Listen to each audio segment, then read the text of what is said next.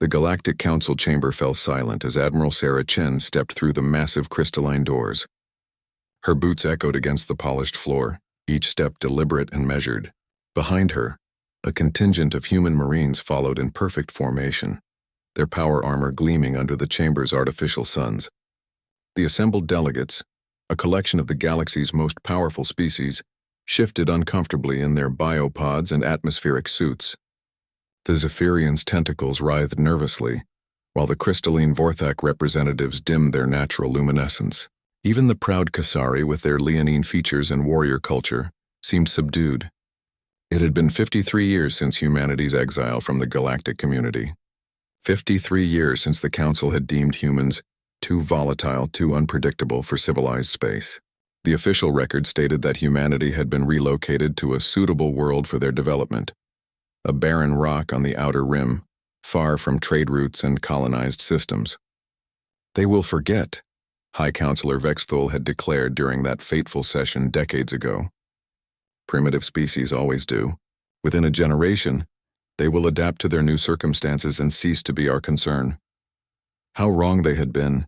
Admiral Chen approached the central podium, her gray eyes scanning the assembled representatives with cold calculation. She activated her translation matrix, and when she spoke, her words carried across the chamber in dozens of languages. "Honored delegates," she began, her voice carrying the weight of authority earned through fire and blood. "I bring greetings from the Terran Federation, all 47 worlds of it." A collective gasp rippled through the chamber. 47 worlds?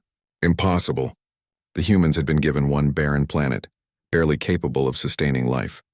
High Counselor Vexthul, now ancient even by Zephyrian standards, raised a trembling tentacle. "This is preposterous. Our records clearly show—" "Your records," Chen interrupted, her smile sharp as a blade, "show that you believed dumping 8 billion humans on Kepler 442c would be the end of our story. You were mistaken." She gestured, and a holographic display materialized above the chamber, showing a three-dimensional map of local space. Red dots marked human colonies, spreading like wildfire across previously empty systems. "You see, there's something you never understood about humanity," Chen continued, pacing slowly around the podium. "We don't just survive, we thrive. That barren rock you sentenced us to? It became our forge." The display shifted, showing industrial complexes carved into asteroid belts, massive orbital habitats, and fleets of ships unlike anything the galaxy had seen before. Where other species built with elegance and efficiency, humans had built with brutal pragmatism and relentless innovation. "Your mistake," Chen said, her voice growing harder, "was assuming we would be grateful for exile, that we would quietly accept our place as outcasts and fade into obscurity."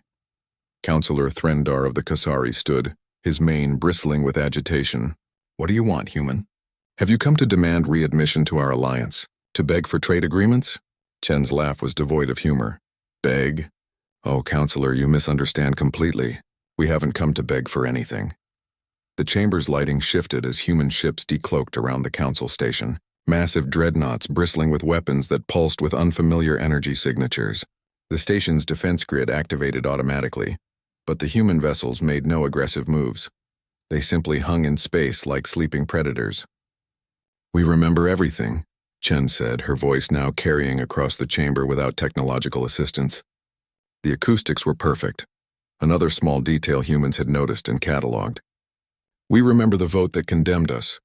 We remember the faces of those who called us savages. We remember the Vorthak delegate who suggested we be recycled for the greater good." The crystalline beings flickered nervously, their light patterns erratic. "But most of all," Chen continued, "we remember being told that the galaxy would be better off without us. That peace and prosperity would flourish in our absence." She activated another display, showing economic data, conflict reports, and territorial disputes from the past 5 decades. Wars between member species, trade conflicts, 3 separate genocides committed by civilized races, and a galactic economy that had stagnated without human innovation driving it forward. "How has that peace served you?" Chen asked. "How prosperous have you been without human creativity pushing you toward progress? How has your civilized galaxy fared without the species you deemed too chaotic to belong?" Silence stretched across the chamber like a taut wire.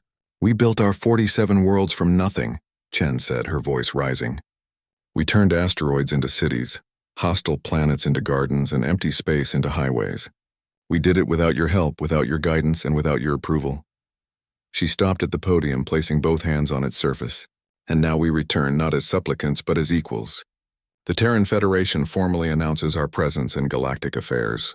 We will trade with whom we choose, defend whom we deem worthy, and settle whatever worlds we find suitable. High Counselor Vexthul's tentacles writhed frantically. The Council will not tolerate. The Council, Chen cut him off, is welcome to try and stop us. The human fleet's weapons powered up in unison. Their energy signatures unlike anything in the Council's databases. 53 years of isolation had given humanity time to develop technologies the galaxy had never seen. Weapons, defenses, and propulsion systems born from necessity and refined by brilliance. We could have returned as conquerors, Chen said softly. We could have reminded you why you feared us in the first place. Instead, we offer you a choice. Acknowledge our sovereignty and treat us as equals. Or discover exactly why you were so eager to exile us. She turned toward the exit, her Marines falling into formation behind her.